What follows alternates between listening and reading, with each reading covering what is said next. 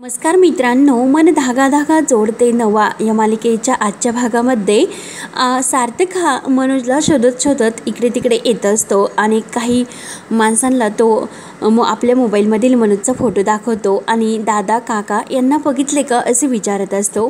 तेव्हा तेथील एक काका म्हणतात की हो, यांच्या मागे काही गुंड लागले होते, हातात बॅट होती आणि ते इकडे गेले। तर सार्थक थँक्यू बदलून लगेच मनोज तिकडे गेला त्या दिशेने जातो आणि आपल्या गाडीजवळ येऊन तो चावी शोधत असतो। तेवढ्यात अण्णांचा कॉल सार्थकला येतो। तेव्हा सार्थक अण्णांना विचारतो की बाबा, मनोज दादा घरी आलेत की नाही, त्यांच्याबद्दल काही कळले की नाही। तेव्हा अण्णा म्हणतात की नाही हो, आणि तुम्ही त्याला कुठे शोधता? तर सार्थक म्हणतो आणि इकडे शोधतो आणि एका माणसाने त्यांना जाताना बघितले, तुम्ही टेन्शन घेऊ नका, शांत व्हा, मी लगेच तिकडे शोधायला निघालो। तेव्हा अण्णा म्हणतात की ठीक आहे आणि सार्थकराव तुम्ही सुद्धा काळजी घ्या आणि फोन ठेवतात। तर मालती विचारते की काय हो, ते काय म्हटले सार्थक, त्यांना कुठे मनोज दिसला की नाही? तेव्हा अण्णा म्हणतात की नाही, पण ते सुद्धा शालीमार चौकात शोधतात, तेथे कोणीतरी त्याला बघितले होते आणि त्या सर्व एरियामध्ये ते शोधतात। लीना म्हणते की अण्णा चला आपण सुद्धा जाऊयात आणि त्यांना शोधूयात। तर अण्णा म्हणतात की नको, ते शोधतात, त्यांचा फोन आपल्याला येईल, आपण तोपर्यंत वाट बघूयात। आणि इकडे सार्थकला सुखदा फोन करते। तर सार्थक फोन घेतो आणि विचारतो की बोल सुखदा। तर सुखदा म्हणते की अरे सार्थक, मनोज दादा सापडले का? तू एक काम कर, तू आहे तेथे सांग, मी तुझ्या मदतीला येते। तेव्हा सार्थक म्हणतो की नाही, तुला येण्याची काही गरज नाही, बघतो मी, काही समजले तर मी तुला सांगतो। तेव्हा सुखदा म्हणते की ओके, तू काळजी घे, टेक केअर, आणि फोन ठेवते। त्यानंतर इकडे मनोज हा सर्वांसमोर म्हणतो की आनंदीताई आनंदीताई। तेव्हा रेवती म्हणते की अहो कोण आनंदीताई, ही तर आमची कल्याणीताई आहे। तेव्हा मनोज म्हणतो की नाही, ही माझी आनंदीताई आहे। मनोज म्हणतो की अगं आनंदी, तू सांग ना की यांना कोण आहे म्हणून तू। तेव्हा आनंदी काही उत्तर देत नसते। तर विशाल हा मनोजला म्हणतो की मी तुला सांगितलं ना की त्या आनंदीताई नाही, त्या आमच्या कल्याणीताई आहेत। तेव्हा आनंदी विशालला सांगते की तू यांना आतमध्ये घेऊन जा, बहुतेक यांना बरे वाटत नाही, यांचे मानसिक संतुलन। तर आनंदीच्या डोळ्यात हे सर्व बोलताना पाणी सुद्धा येत असते। तेव्हा मनोज म्हणतो की काय आनंदी, काय बोलतेस तू? अगं मी आहे मनोज दादा, अगं आनंदी तू सांग ना की मी कोण आहे म्हणून। तर विशाल मनोजला धरतो आणि शांत राहा असे म्हटलो ना। आणि विशाल आनंदीला विचारतो की मॅडम, हा तोच माणूस आहे की जो आपल्या गाडीला येऊन धडकला होता आणि याच्या मागे काही माणसं होती। आणि लगेच तो रागावून मनोजला विचारतो की काय, तू काही मॅटर वगैरे केला की काय? पोलीस तुझ्या मागे लागले ती काय? तेव्हा मनोज म्हणतो की नाही हो, मॅटर नाही। आणि पोलिसांचे नाव काढल्यानंतर मनोज तर खूपच घाबरते आणि हात जोडत म्हणतो की मी काही केले नाही, कुठे आहे पोलीस? आणि आनंदी तू सांग, ते पोलीस मला फासावर नेतील, आनंदी तूच मला यातून वाचव, तू पोलीस आणायला सांगू नको, ते मला फासावर लटकनतील, तू सांग ना, मी तुझ्या पाय पडतो की मी निर्दोष आहे म्हणून। तेव्हा आनंदीला मनोजची ती अवस्था बघून खूपच वाईट वाटते आणि विशाल त्याला आतमध्ये घेऊन जातो। त्यानंतर इकडे पहाटचे 4 वाजता तर अण्णा मालती देवासमोर हात जोडूनच असतात। तर लीना खूप रडत असते। अण्णा म्हणतात की पहाटचे 4 वाजले, इतका वेळ सार्थक सर कुठे शोधत असतील? मनोजला जाऊन 15-16 तास झाले। तेव्हा लीना रडतच म्हणते की या घराला बहुतेक शाप लागलेला दिसतो।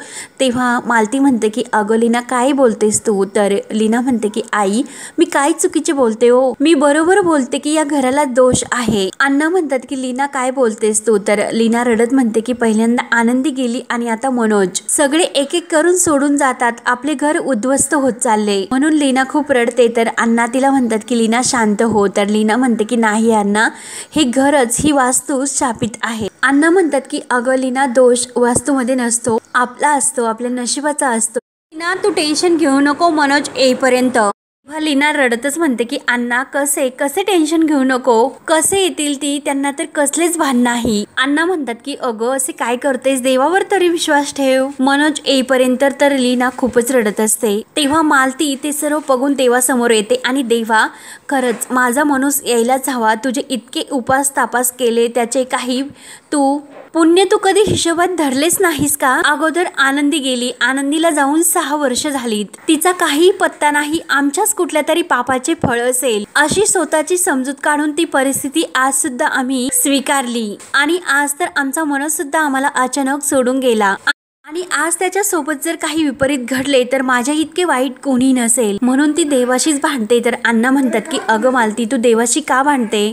काय उपयोग, देव आपली परीक्षा घेते. तर मालती म्हणते की किती परीक्षा घेणार आमची, आमचा जीव घेणार आहेस का आता. तेव्हा मालती खूप भडकते. तर अण्णा तिला समजवतात, एक गोष्ट लक्षात ठेव, जे देव जे काही करतो त्याचा शेवट नक्की चांगलाच असतो. मला खात्री आहे की देव जे काही करेल ते ठीकच करेल, फक्त आपण आपला देवावरचा विश्वास कधीही ढळून द्यायचा नाही. आणि हात जोडून म्हणतात की देवा, काही झाले तरी आमच्या मनोजला सुखरूप घरी पाठव, आणि त्याला जर काही झाले तर आमच्यापैकी कोणीही जगू शकणार नाही. तुला सगळ्यांचीच काळजी असते आणि मला नक्की खात्री आहे की तू सर्व काही व्यवस्थित करशील. त्यानंतर इकडे मनोजला इकडे रूम मध्ये झोपवलेले असते आणि आनंदी तो झोपल्यानंतर तेथे येते आणि त्याच्याकडे एकटक बघत असते. त्याची ती अवस्था बघून आनंदीला तर खूपच वाईट वाटते. विशाल तेव्हा तेथे आलेला असतो आणि तो आनंदीला विचारतो की तुम्ही यांना नक्की ओळखता. नाशिकमध्ये जेव्हा यांच्या मागे गुंड लागले होते आणि तुम्ही खोटं बोलून त्या गुंडांना चुकीच्या दिशेने पाठवले, तेव्हा तुमच्या डोळ्यात दिसत होते, तुम्ही नक्की यांना ओळखता ना. तेव्हा आनंदी काही न उत्तर देता विशालला विचारते की डॉक्टर जोशी येऊन गेले ना आणि ते काय म्हटले. तेव्हा विशाल म्हणतो की हो, त्यांनी तपासले आणि ते म्हटले की तो मनोरुग्ण आहे. ते ऐकून तर आनंदीला धक्काच बसतो आणि ती घाबरतच विचारते की डॉक्टरांनी सांगितले ना की कसे काय आणि हा नक्की बरा होईल म्हणून. तेव्हा विशाल म्हणतो की ते काही माहिती नाही मॅडम, आणि मी त्यांना विचारून सर्व माहिती काढतो. मगाशी तपासले तेव्हा त्यांना ताप होता, आता इंजेक्शन दिल्यामुळे तो शांत झोपला. तेव्हा आनंदी जायला निघते तर विशाल तिला पुन्हा विचारतो की मॅडम तुम्ही खरंच त्यांना ओळखतात ना. तेव्हा आनंदी ना काही न म्हणत नाही आणि फक्त नाही म्हणून तेथून ती निघून जाते. त्यानंतर इकडे सकाळ झालेली असते तरी सार्थक घरी आलेले नसतो. तर सुखदाला खूप टेन्शन येते. तर आदर्श तिला विचारतो की काय झाले, तू इतक्या टेन्शन मध्ये का दिसतेस. तर सुखदा म्हणते की अरे सकाळ झाली तरी सुद्धा अजून सार्थक घरी नाही आला आणि त्याचे फोन सुद्धा स्विच ऑफ येतो. मी ट्राय केला पण मला कळतच नाही की. तर आदर्श म्हणतो की एक मिनिट, सार्थक आला नाही म्हणजे तो नक्की कुठे गेला होता. तेव्हा सुखी म्हणते की अरे आम्ही कॅफे मध्ये बसलो होतो तेव्हा आम्हाला फोन आला आणि झालेला सर्व प्रकार ती आदर्शला सांगते. ते सर्व ऐकून आदर्श म्हणतो की अगं हे सर्व तुम्हाला अगोदर सांगायचे ना. तेव्हा सुखी म्हणते की अरे मी सांगितले तर मला असे वाटले होते की सगळेजण उगाच काळजी करतील आणि आता तर मला खरंच खूप टेन्शन आले. तेव्हा आदर्श म्हणतो की ठीक आहे, आता तू काही काळजी करायला नको, आपल्याला सार्थकच्या मदतीला जायला हवे. आणि ते दोघी निघून जातात. त्यानंतर इकडे कल्याणी ही म्हणजे आनंदी एका बाईबरोबर बोलत असते आणि तेवढ्यात तेही मनोज धावत येतो आणि आनंदी चल ना ग, किती वर्षापासून भेटली, आपण घरी जाऊयात, सर्वजण तुझी वाट बघतात. तर रेवती म्हणते की अहो दादा ती आनंदी ताई नाही, तुमची कल्याणी ताई आहे ती. तर मनोज म्हणतो की नाही ती आमची आनंदी ताई आहे, चल आपण घरी निघून जाऊयात, काय ते थांबलीस. तेव्हा आनंदी ही रेवतीला शांत राहायला सांगून आणि आनंदी मनोजला म्हणते की हे बघा तुमचा काहीतरी गैरसमज होतो, माझं नाव आनंदी नाही तर कल्याणी आहे आणि कदाचित तुम्हाला कसला तरी धक्का बसला असेल त्यामुळे तुम्ही असे बोलता आणि काही हरकत नाही, काल डॉक्टर तुम्हाला येऊन तपासून गेलेत, मग आता जा आणि औषध घ्या, आराम करा. तेव्हा मनोज म्हणतो की अगं आनंदी काय बोलतेस तू, हे सर्व तुम्हाला ओळखले नाहीस का. तेव्हा रेवती म्हणते की अहो दादा माझ्या ऐका, ती आनंदी नाही तर कल्याणी ताई आहे, खूप वर्षापासून आम्ही ओळखतो तिला. तेव्हा आनंदी रेवतीला म्हणते की तू जा, मी त्यांच्याशी बोलते. तेव्हा मनोज म्हणतो की आनंदी तू नाव का बदललेस आणि तू काय इकडे राहतेस, काय नेमकं तुझे हे काय सुरू आहे. तेवढ्यात विशाल येतो आणि ही यादी सामानाची तयार आहे, काही लागले तर अजून सांगा. तेव्हा आनंदी म्हणते की असून दे, काही लागले तर आणखीन मागवून घ्या.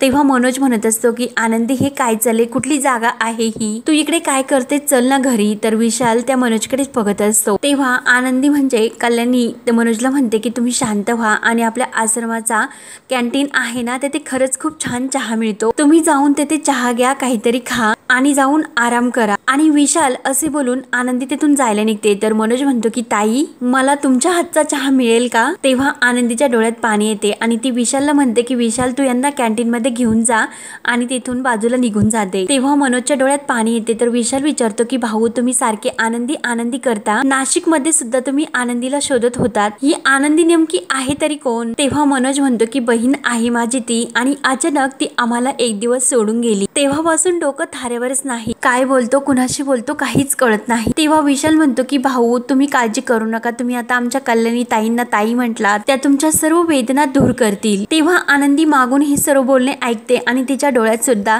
मनोजची ही परिस्थिती पाहून खूप पाणी येते आणि ती रडतच तिथून निघून जाते। त्यानंतर इकडे आदर्श आणि सुखदा सार्थकला शोधत येतात, तर सार्थक सुद्धा हा रात्रभर मनोजला शोधत असतो आणि सकाळी तो पूर्णपणे असा थकून गेलेला असतो आणि तो रोडने जात असतो। तर समोर आदर्श आणि सुखदा याला सार्थकची गाडी दिसते, तेव्हा ते धावतच गाडीजवळ येतात आणि गाडीमध्ये बघतात तर सार्थक त्यांना गाडीमध्ये दिसत नाही आणि गाडी लॉक आहे हे सुद्धा लक्षात येते, म्हणून सार्थक नक्की येथेच कुठेतरी असेल म्हणून ते तिकडे शोधण्यासाठी येतात आणि सार्थक इकडे रोडने येत असतो। त्यानंतर इकडे अण्णा सुद्धा सार्थकला कॉल करत असतात, परंतु त्यांचा कॉल स्विच ऑफ येतो, म्हणून अण्णा, मालती, लीना यांना सुद्धा खूप टेन्शन येते। अण्णा म्हणतात की काय झाले असेल कुणास ठाऊक, तर लीना म्हणते की जाताना तर खूप बडाया मारत गेले होते, मग आता काय झाले अण्णा? तर अण्णा म्हणतात की लीना असे का बोलतेस ग? अगं ते आपल्यासाठी इतका स्वतःला त्रास करून घेतात आणि तू त्यांच्याबद्दल असे बोलते। लीना म्हणते की कसला त्रास, आणि मला सांगा की ते रात्रभर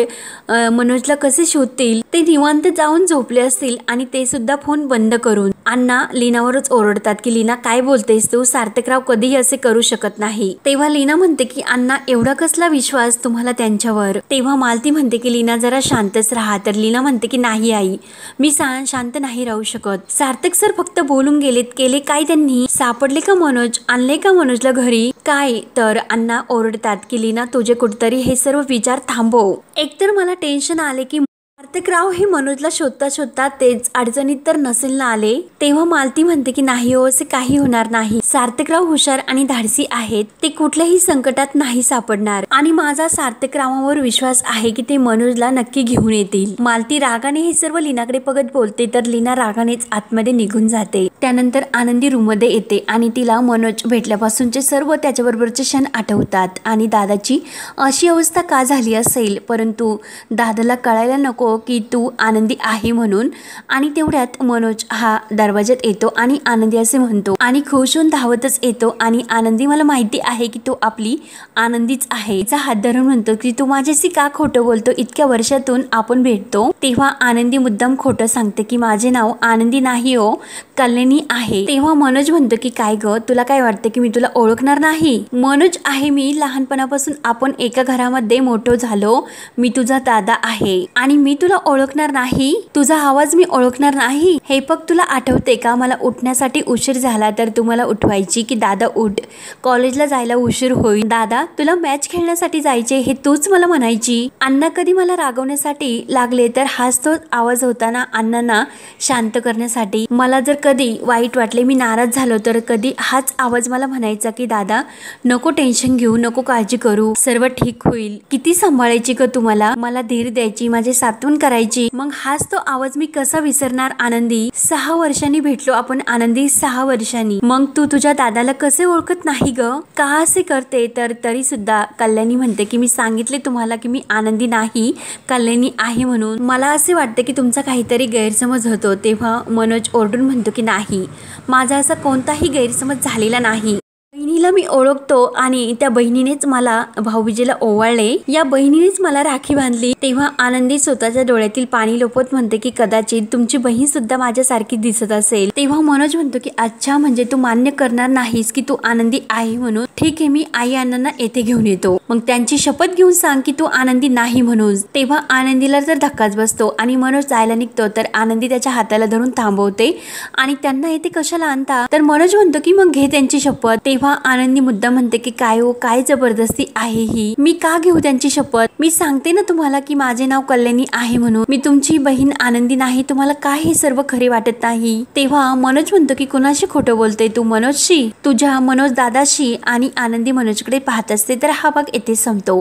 पुढील भागामध्ये शलाकाही रुंदा, सुधा आणि अक्कू समोर सांगत असते की काल रात्री सुकी आणि सार्थक एकमेकांसोबत होते आणि त्यानंतरच सार्थक गायब झाला, म्हणजे नक्की सुखदा त्याला काहीतरी बोलली असेल। त्यानंतर इकडे मनोज आनंदीचा हात धरतो आणि आपल्या डोक्यावर ठेवत म्हणतो माझी शपथ घेऊन सांग की तू आनंदी नाही म्हणून। तेव्हा शेवटी आनंदीला कबूलच व्हावे लागते की मी आनंदी आहे म्हणून। त्यानंतर इकडे सार्थक चक्करून पडलेला असतो आणि आदर्श आणि सुखदा सार्थक जवळ येतात आणि त्याला उचलून ते घरी घेऊन येतात। तर आता पुढे काय होणार हे पाहण्यासाठी आपल्या चॅनलला नक्की सबस्क्राईब करत राहा। धन्यवाद।